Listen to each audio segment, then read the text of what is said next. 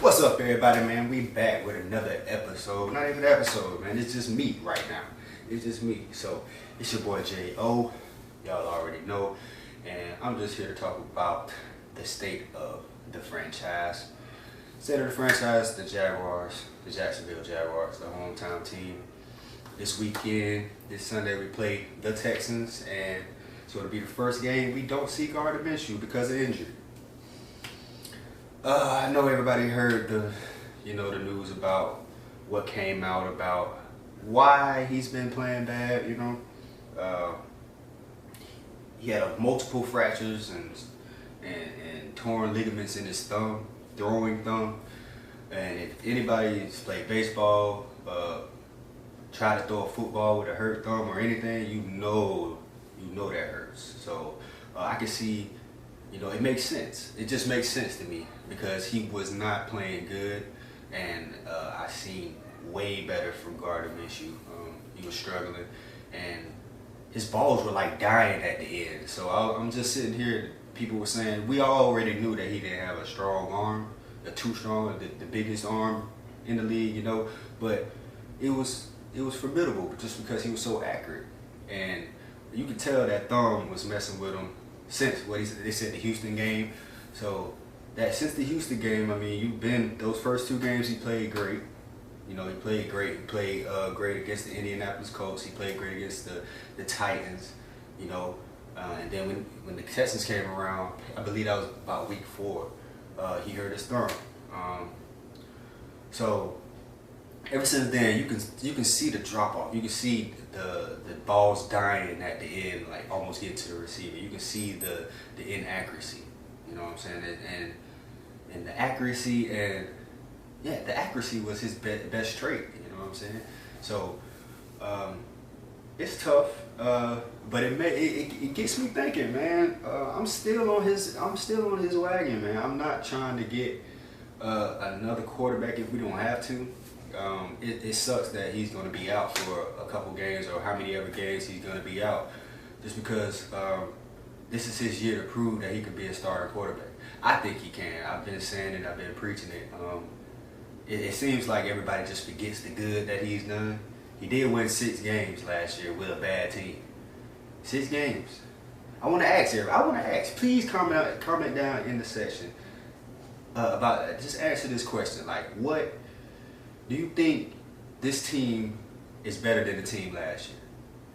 If you don't think this year's team is better than the last year's team, then why do we expect Gardner to win games and try to carry this team? And people would say, oh, you got rookies like Joe Burrow and Justin Herbert. Yeah, they playing good, just like Minshew was doing last year. But guess what? They still losing. Just like Minshew was doing last year. Like, I don't get it. Yeah, it's the first round pick. First number 1 overall pick. Same thing with Kyler Murray last year. But let's talk about Joe Burrow. Joe Burrow playing phenomenal. He playing great. He looks good. All right. He got a win over Tennessee this past weekend. It looked good.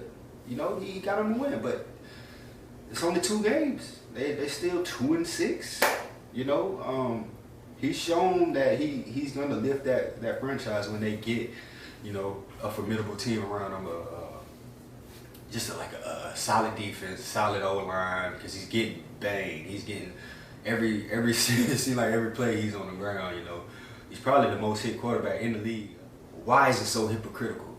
Like, why do we just dismiss all the good that he's done and just focus on the bad, knowing that he's in his half of his second year, playing, and he only played 12 games his first year. So I just feel like it's more there. I don't think we've seen the peak of Minshew. I think when he gets healthy, when he gets a better team around him, so mistakes aren't overblown out of proportion. Just because when you make a mistake as a quarterback, and you have a defense behind you, it takes the pressure off a little bit. You still don't want to turn the ball over, but having a good defense behind you, it takes that stress away just a little bit. But You see our defense. You see the Jacksonville Jaguars defense. Probably the worst in the league, you know. So I don't expect Gardner to carry these teams. Tua's first start, Tua didn't even have to do anything.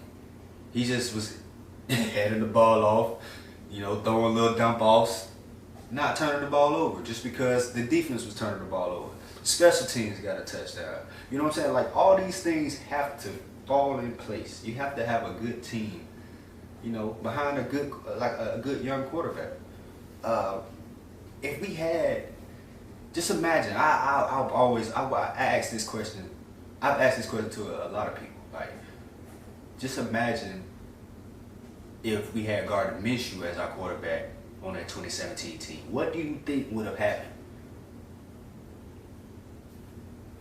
I think we beat the Patriots. I really think we beat the Patriots. That's a big what if. You know what I'm saying? There's a lot of things that happened in that game that did not go out in our favor. You know, but I'm just saying, like, the state of our franchise right now, you can say it's an emergency. But I just think we just in the rebuild stage. You know, we're gonna get a good pick. So we just gotta wait and see how the season you know how it's gonna go. We're gonna be in that top 5 range. We just gotta see how the dominoes fall, you know. And can we silence? I know it's not gonna silence it, but we gotta stop with this quarterback talk. We got to, man. It's a lot of the Trevor Lawrence and the Justin Fields. To be honest, I really do not want to use that first pick on the quarterback, man, because there's so many out there. There's so many good college quarterbacks. You got, all right, of course you got the top 3: Trevor Lawrence, Justin Fields, Trey Lance. After that, bro, you got Mac Jones, from a Jacksonville kid from Alabama, who's lighting up the stat sheet, lighting up the SEC. Look great. Mac Jones from Alabama. You got Zach Wilson from BYU. I just started looking at this guy. I don't know how many years, because I don't really like the 1 year pop-up year and then you first round. I don't like those. I don't trust those type of quarterbacks, man. They never pan out. You can't name me one that has went 1 year in college, started 1 year in college, and then went and been successful in the NFL. You can't show me one. You can't show me the most recent one that failed. Well, I don't think he even failed. He only got 1 year, but Dwayne Haskins. 1 year at Ohio State, came out, first round draft pick. 1 year with the Washington football team, and they released him. I feel like that was a higher up call, but yeah, I feel like he'll be back on a team somewhere. But man, like, you got Zach Wilson from BYU, who's a stud. He got everything. He looks great. Deep ball accuracy, probably his best trait. His feet, his footwork. He's always throwing from a great base. You know, he's very accurate, strong arm. You know, and he's mobile. You got him. You got Kyle Trask from Florida. You got Kellen Mond, who's been improving throughout his college career. Man, he looks good. He beat Florida this year. And the list goes on, bro, because there's so many good quarterbacks. We don't have to get the best. I say we can get something else with that pick. I don't know what else. I don't know. It all depends on what we do in free agency, really. That's going to really fall. That's going to really make the dominoes look a little bit more clearer, you know. You got free agency is that period where you can try to get not all your needs, but you get things that you need, you know. And it's veterans, you know, and you never know what veteran quarterbacks can come into Jacksonville, you know, and start. That would come. What if Atlanta let go of Matt Ryan? What if the Cowboys don't sign Dak? So I mean, you got Jameis Winston out there. Derek Carr might be looking for a team next year. You never know. You never know. So we just gotta wait and see, man. Really gotta wait and see. I feel like the defense needs to be the majority of our picks. Maybe go after the tackle from Oregon, Penei Sewell. Move Cam in the inside, let go of Norwell. Because you can't have that much money. You can't, because it's either you got to sign Cam this year, you know, you got to sign Cam this year, or you let Cam walk, or you sign Cam and you let Norwell walk, or maybe even Linder walk, you know, because you can't have that much money on your offensive line. That'll be 4 people on contracts on your offensive line, and that's not even your best group. It's not the Cowboys' offensive line like it's the best line in the league. Nah, that's not it. That don't make sense to me. So I don't know. I feel like majority of our picks need to go to the defense. Build up that core, man. Build up the core. Build up the core. Build up the team rating, man. You know what I'm saying? Get better players and create depth, and you know what I'm saying? And my deep down in my heart, man, I want them to keep Minshew. Give him another chance. Give him some more time, man. He's not terrible. He's good. Like, he's good. It's just every mistake he makes is times by 2, maybe even 4. You know what I'm saying? Just because he's on a bad team and everything looks bad on a bad team. You know, bad teams are gonna find a way to lose games. That's just it. That's what happens. You know what I'm saying? But build around Minshew. Let him do his thing. He brings the energy. He's a good leader. You know, I feel like they were losing a little bit of confidence in him, but I think it's just because of the losing, man. Nobody likes to lose. Nobody likes to lose. You show me a good loser, then you're just a flat out loser. You know what I'm saying? That's just facts, you know. So use the majority of our picks on defense.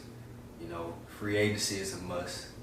Free agency, you got to land somebody big. And then the free agents coming back from, you know, who opted out from COVID. Maybe Rodney Gunter comes back from his health problems. Maybe still praying for you.